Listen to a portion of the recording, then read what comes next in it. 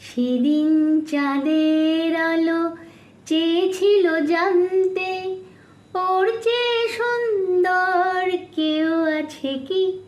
আমি তোমার কথা বলেছি, আমি তোমার কথা বলেছি।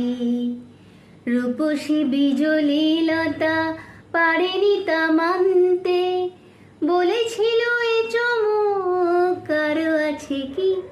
আমি তোমার কথা বলেছি, আমি তোমার কথা বলেছি।